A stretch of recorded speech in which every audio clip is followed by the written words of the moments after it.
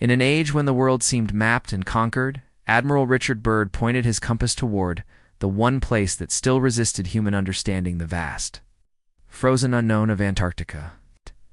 In 1929, aboard a Ford trimotor aircraft called the Floyd Bennett, Byrd made what was then considered one of the boldest and most mysterious journeys of the 20th century, a flight over the South Pole. It was hailed as a triumph of courage, engineering, and American resolve. But like many great tales of exploration, what makes Byrd's story fascinating is not just what he claimed to see, but what we still do not fully understand. Byrd's flight was a calculated risk. Navigation was primitive. Communication was sparse. The landscape below was a barren, icy abyss where a crash would mean certain death. Byrd returned to Antarctica multiple times, overseeing massive operations, including the heavily funded Operation Highjump, which involved 4,700 men, 13 ships, and aircraft. Officially, it was to train for cold weather conditions. People still ask what required that kind of force in a frozen wasteland. Yet Byrd and his crew pushed forward, reporting that they had flown directly over the South Pole and returned safely. But he was also a man who saw more than he said and left behind questions that remain unanswered. That is what makes his legacy so powerful. It's not just that he flew over the pole, but that his story still pulls us toward the unknown.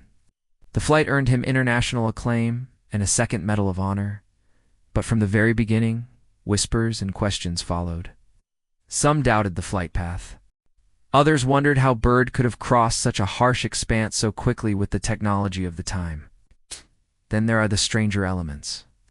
In later years, Byrd gave cryptic interviews about what he saw in Antarctica. He spoke of a land beyond the pole that was an area as big as the United States, never before seen by man. He claimed it was rich in natural resources, and unlike the icy desert typically associated with the continent, that quote sparked generations of speculation. Was Byrd referencing a lost continent?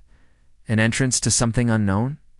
Or was it simply metaphor and explorers speaking to the vastness of untouched land? While mainstream historians describe it as poetic license, others have leaned into the mystery. Antarctica, after all, remains one of the most restricted and least understood regions on Earth.